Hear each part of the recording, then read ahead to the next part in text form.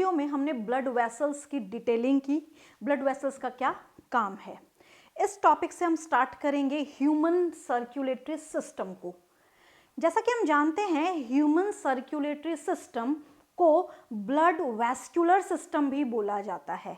Human circulatory system is also known as blood vascular system, जिसमें 3 चीजें होती हैं, blood, blood vessels and heart. Heart main pumping organ है जो blood को पंप करता है। हार्ट मेन पंपिंग ऑर्गन है जो ब्लड को पंप करता है, और ब्लड वेसल्स ब्लड को लाने ले जाने का काम करती हैं, यानी कि they carry blood towards heart और away from the heart, as well as they also distribute blood to different organs of the body. तो यहाँ पे इन तीनों को मिला के बनता है ह्यूमन सर्कुलेटरी सिस्टम और blood vascular system. Blood vascular system, जैसा कि इस फिगर में हमें दिखाई दे रहा है, यहाँ पे 2 टाइप की ब्लड वेसल्स दिखाई दे रही हैं, एक ब्लू कलर की हैं, एक रेड कलर की हैं। डिफ्रेंसिएशन हम पढ़ चुके हैं कि जो रेड कलर वाली हैं वो है आर्टरी और जो ब्लू कलर वाली हैं वो है वेन। हार्ट जो है वो मेन पंपिंग ऑर्गन है बॉडी का, तो यहाँ पे जो ये ब्लड पंप करता है वो आर्टरी से पूरी बॉडी में डिस्ट्रीब्यूट हो जाता है। तो इससे हमें ये भी पता चल रहा है कि किस तरीके से पूरी ब्लड वेसल्स हमारी पूरी बॉडी में सर से पांव तक फैली रहती है, यानी कि हेड टू टो हमारे जितने भी सेल्स टिश्यूज हैं उनको ऑक्सीजन, न्यूट्रिएंट्स, उनसे एक्सक्रीटा रिसीव करना, यानी कि एक्सक्रीटरी प्रोडक्ट रिसीव करना, हार्मोन्स का डिस्ट्रीब्यूशन, सारा काम करता है हमारा ब्लड, और इसमें लाने ले जाने का काम करते हैं ब्लड वेसल्स, और प्रेशर जनरेट करने का, पंप करने का काम करता है हार्ट। तो यहाँ पे कुछ टर्म्स आती हैं जब हम बात करते हैं हार्ट की। तो हार्ट एक मेन पंपिंग ऑर्गन है, ये बताने वाले थे डॉक्टर विलियम हार्वे ने बोला था कि जो हार्ट है वो मेन पंपिंग ऑर्गन है बॉडी का। इसी के साथ साथ ब्लड वैस्कुलर सिस्टम की स्टडी को बोला जाता है angiology. Angiology is the study of blood vascular system. William Harvey को फादर बोला जाता है एंजियोलॉजी का। William Harvey is the father of angiology. अगर पूरे सिस्टम को स्टडी कर रहे हैं तो एंजियोलॉजी, केवल अगर हार्ट को स्टडी कर रहे हैं, केवल अगर हार्ट को स्टडी किया जा रहा है, पढ़ा जा रहा है, तो इसको हम बोलते हैं cardiology. Cardiology is the study of heart and angiology is the study of complete blood vascular system and its father is Dr. William Harvey. अब यहाँ पे अगर हमारे हार्ट की साइज जो है वो वेरी करती है, यानी कि साइज बड़ी हो जाती है नॉर्मल साइज से, तो इसको हम बोलते हैं कार्डियोमेगाली।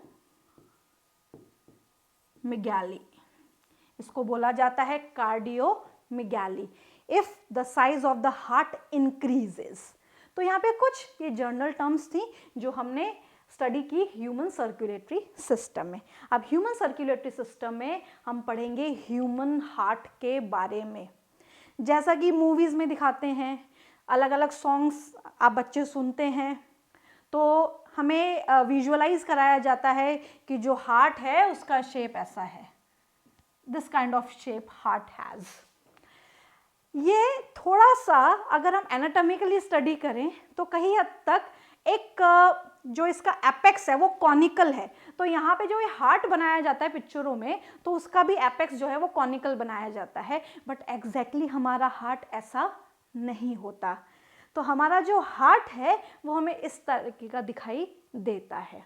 अब हार्ट से रिलेटेड कुछ इम्पॉर्टेंट बातें कि ये कहाँ पे लोकेटेड है, किस टिश्यू से ये बना है, इसकी साइज क्या है और इसका इंटरनल स्ट्रक्चर, हम सारा डिटेल स्टडी करेंगे। क्योंकि मूवीज़ में तो केवल आप हार्ट को इस तरीके से पढ़ते हैं, जब बायोलॉजी में हम पढ़ते हैं तो पूरा डिटेल पढ़ेंगे कि कितने चैम्बर्स हैं, कितनी ब्लड वेसल्स इससे जुड़ी हैं, कितने वॉल्व यहाँ पे प्रेजेंट हैं। तो सबसे पहले हम बात करते हैं हार्ट की ओरिजिन की। फर्स्टली, कहाँ से हार्ट ओरिजिनेट हुआ है? तो हार्ट का जो ओरिजिन है वो है मीजोडर्मल, यानी कि मीजोडर्म से ओरिजिनेटेड है। क्या होती है मीजोडर्म? जब हम एम्ब्रियोनिक स्टेज में होते हैं, तो एम्ब्रियोनिक स्टेज हमारी बनती कैसे है? जब स्पर्म और ओवम का फ्यूजन होता है तो उससे बनता है जाइगोट। जाइगोट लगातार डिवाइड करता जाता है और बना लेता है एक मल्टी सेल स्ट्रक्चर जिसको हम बोलते हैं एम्ब्रियो। उस एम्ब्रियो में सेल इस तरीके से अरेंज होती हैं कि 3 जर्म लेयर बनती हैं। इस तरीके से सेल्स का अरेंजमेंट होता है कि 3 जर्म लेयर बनते हैं जिसको हम कहते हैं एम्ब्रियोनिक जर्म लेयर। ये एम्ब्रियोनिक जर्म लेयर ही हमारी बॉडी में टिश्यूज बनाती हैं और टिश्यूज से ही हमारी बॉडी में ऑर्गन्स बनते हैं। तो यहाँ पे जो बीच की लेयर होती है इसको हम बोलते हैं मीजोडर्म, और ये जो मीजोडर्म है ये हमारी बॉडी में हार्ट के ओरिजिनेट होने के लिए जिम्मेदार है। यानी कि हमारा हार्ट कहाँ से ओरिजिनेट हुआ है? मीजोडर्म से ओरिजिनेट हुआ है। Very important line. Next, location, कहाँ पे लोकेटेड है? यहाँ पे लोकेशन की अगर हम बात करते हैं तो ये लोकेटेड है थोरैसिस कैविटी में, जिसको साधारण भाषा में चेस्ट कैविटी भी बोला जाता है। थोरैसिस कैविटी और चेस्ट कैविटी। थोरैसिस कैविटी कौन सी कैविटी होती है? जहाँ पे हमारे लंग्स होते हैं, यानी कि एब्डोमेन से ऊपर वाली जो कैविटी है दैट इज थोरैसिस कैविटी। तो इसके एग्जैक्ट लोकेशन कहाँ पे होती है कि थोरैसिस कैविटी में दोनों लंग्स के बीच में मीडियास्टिनल स्पेस में प्रेजेंट है। कहाँ पे प्रेजेंट है? मीडियास्टिनल स्पेस में। दोनों लंग्स के बीच में जो स्पेस है दैट इज मीडियास्टिनल स्पेस, बिल्कुल सीधा होता है, बट इसका जो एपेक्स है वो लेफ्ट की तरफ टिल्ट हो जाता है, यानी कि झुक जाता है लेफ्ट की तरफ। इसी कारण हमारा जो लेफ्ट लंग है वो छोटा होता है राइट लंग के comparative. So what is the location? Chest cavity में है, थोरैसिस कैविटी में है, बिटवीन द 2 लंग्स है, और जिस स्पेस में, जिस जगह पे मौजूद है बिल्कुल सेंटर में, उसको हम कहते हैं मीडियास्टिनल स्पेस। हार्ट का जो साइज है वो हमारी मुट्ठी जितना होता है। हमारे जितनी मुट्ठी बंद होती है, क्लेंच फिस्ट, उतना हमारे हार्ट का साइज होता है। Apex of the heart slightly tilted towards left side. ये जो हार्ट का एपेक्स है ये लेफ्ट साइड की तरफ टिल्टेड है, और इसी कारण यहाँ पे हम बोल सकते हैं कि जो लेफ्ट लंग है वो छोटा हो जाता है राइट लंग के कंपैरेटिव। तो ये हार्ट का ओवरव्यू है कि मीजोडर्मल इन ओरिजिन है, थोरैसिस कैविटी में प्रेजेंट है, मीडियास्टिनल स्पेस में है, साइज मुट्ठी के बराबर है, और इसका एपेक्स हल्का सा लेफ्ट की तरफ घूम जाता है। नेक्स्ट हम बात करते हैं covering of heart.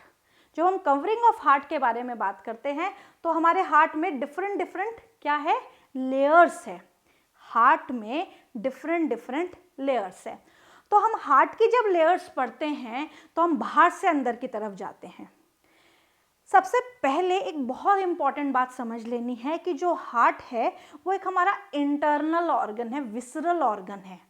Visceral organ का मतलब है कि ये हमारी बॉडी में अंदर मौजूद है, बाहर ऐसा लटका हुआ तो हमारा हार्ट दिखता नहीं है। तो जो भी चीज हमारी बॉडी के अंदर है दैट इज विसरल। तो heart is the internal organ और द विसरल ऑर्गन। तो यहाँ पे जो हार्ट है उसमें खुद में भी 3 लेयर होती हैं, और हार्ट के ऊपर जो कैविटी है यानी कि जो सिरोसा लाइनिंग है वो भी अपनी लेयर बनाती है। तो इस तरीके से मल्टी लेयर्स होती हैं हमारे हार्ट में। काम क्या है इनका? इनका काम है हमारे हार्ट को बचाना, इसको न्यूट्रिशन देना, इसको हमेशा मॉइस्ट रखना, इसमें ब्लड सप्लाई मेंटेन रखना, बहुत सारे कारण हैं इसके।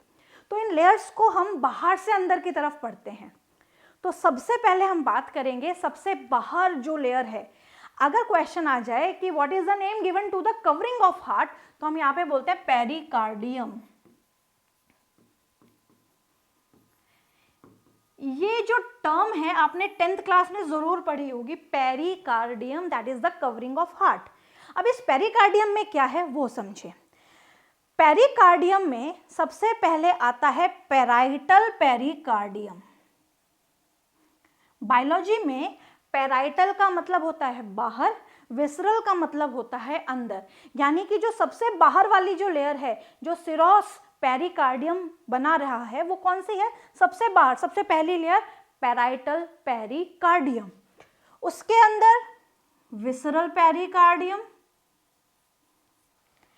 पेराइटल पेरिकार्डियम सबसे बाहर, उसके अंदर विसरल पेरिकार्डियम। इसको एक गोले से समझें जिससे ज्यादा अच्छे से समझ में आएगा। मान लीजिए ये हमारे हार्ट की कवरिंग है, पहली covering that is parietal pericardium. Parietal मतलब सबसे बाहर की। इसके बाद आती है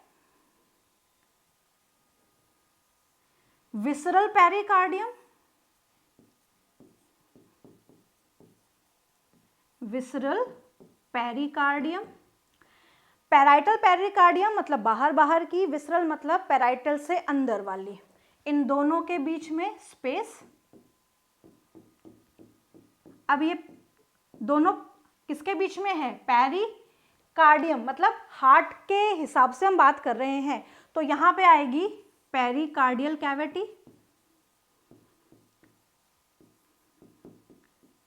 पेरिकार्डियल कैविटी मतलब यहाँ पे जगह है और इस जगह में भरा हुआ है पेरिकार्डियल फ्लूइड। यहाँ पे भरा हुआ है पेरिकार्डियल फ्लूइड। ये तो बात हो गई हमारे टिश्यू से रिलेटेड लेयर की। इसी कारण इसको हम बोलते हैं सिरोस पेरिकार्डियम। इनको मिला के हम बोलते हैं सिरोस पेरिकार्डियम, क्योंकि ये टिश्यू से रिलेटेड लेयर है। अभी हम हार्ट की खुद की लेयर पे तो आए ही नहीं हैं। अब यहाँ पे क्या होता है, जब विसरल पेरिकार्डियम खत्म हो गई, उसके बाद में हार्ट की खुद की लेयर स्टार्ट होती हैं।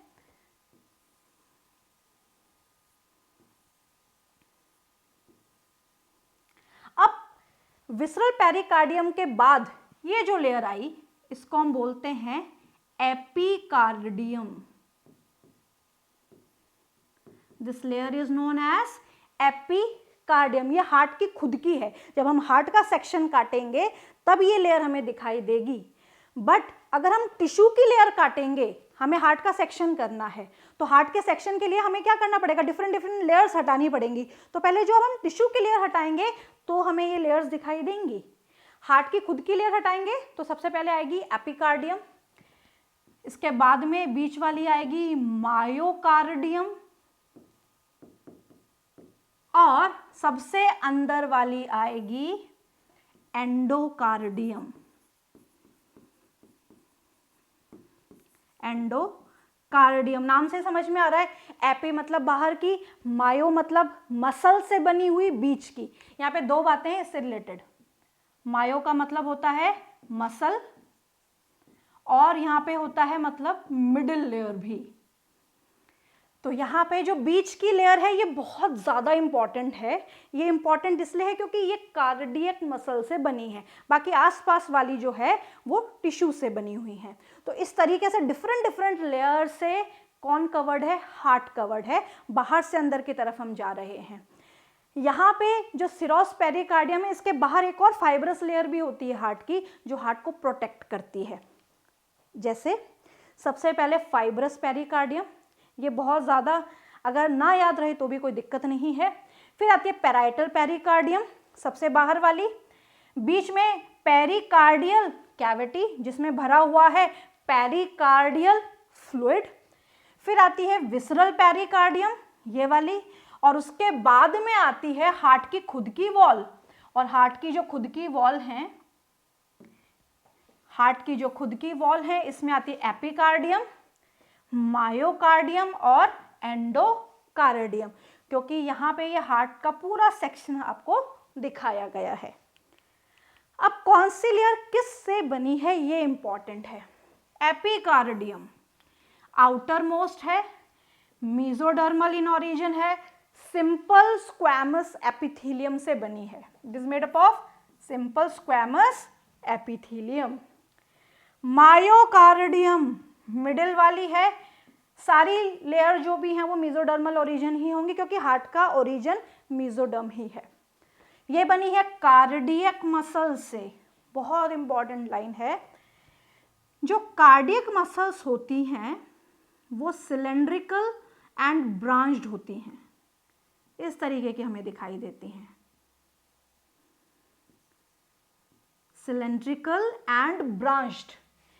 कार्डियक मसल की एक खास बात यह है कि ये स्मूथ मसल हैं, न्यूक्लिएटेड हैं, साथ साथ में यहाँ पे कुछ स्पेशल फीचर होता है, that is intercalated disc and oblique bridges. बहुत इंपॉर्टेंट बात है ये, इंटरकैलेटेड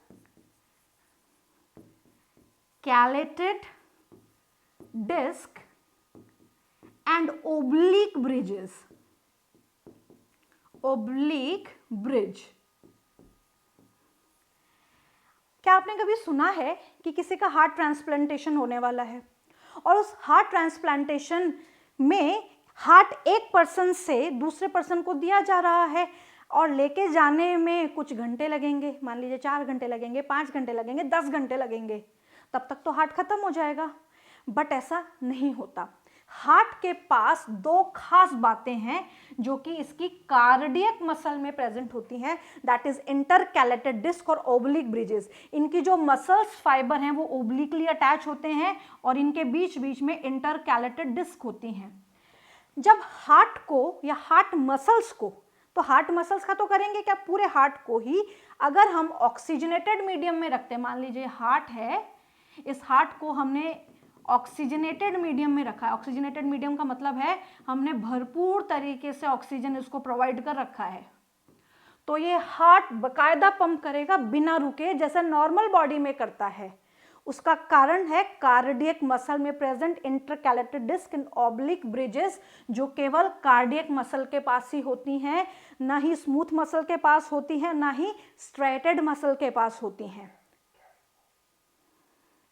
तो इसमें जो इंटरकैलेटेड डिस्क हैं या ऑब्लिक ब्रिजेस हैं, ये बहुत इंपॉर्टेंट रोल प्ले करती है। एक मूवी भी आई है इससे रिलेटेड, जो कि एक रियल इंसिडेंट्स पे बेस्ड है, दैट इज ट्रैफिक मूवी। उसमें दिखाया गया है कि एक पर्सन से दूसरे पर्सन को हार्ट ट्रांसप्लांटेशन किया जा रहा है और जाने में एक लंबा समय लग रहा है, तो उस लंबे समय में भी हार्ट की जो पंपिंग है वो बंद नहीं हुई, इन दोनों के कारण। Last endocardium, this is the inner most layer, mesodermal origin होगी, ओरिजिन में कोई अंतर नहीं आएगा, ये भी स्क्वैमस एपिथेलियम से बनी है। तो एपी और एंडो स्क्वैमस एपिथेलियम से बनी है और मायो बनी है कार्डियक मसल से। नेक्स्ट हम बात करते हैं सेप्टम ऑफ द हार्ट। अब हम आ गए हैं एक्चुअल हार्ट पे। तो ये मूवी वाला हार्ट नहीं है, इसको बिल्कुल भूल जाएं। ये हार्ट ऐसा दिखाई देता है हमारा, और इस हार्ट में 4 कमरे हैं। हमारा जो हार्ट है उसमें 4 कमरे हैं। कमरे हम ऑलरेडी पढ़ चुके हैं वर्टिब्रेट हार्ट में, एक बार फिर से रिवाइज करते हैं। 4 कमरे में एट्रियम है और वेंट्रिकल है, जो कि लेफ्ट राइट में डिवाइडेड है। तो right atrium, left atrium, right ventricle, left ventricle, इस तरीके से 4 चैम्बर्ड हार्ट है हमारा। So human heart is 4 chambered, and these 4 chambers are divided, completely separated from each other. हर एक चैम्बर एक दूसरे से सेपरेटेड है, पूरी तरीके से अलग हो रहा है, और अलग होने का कारण है सेप्टम। बहुत इंपॉर्टेंट है ये बात, ध्यान से समझे। दोनों एट्रियाज के बीच में, यानी कि यहाँ पे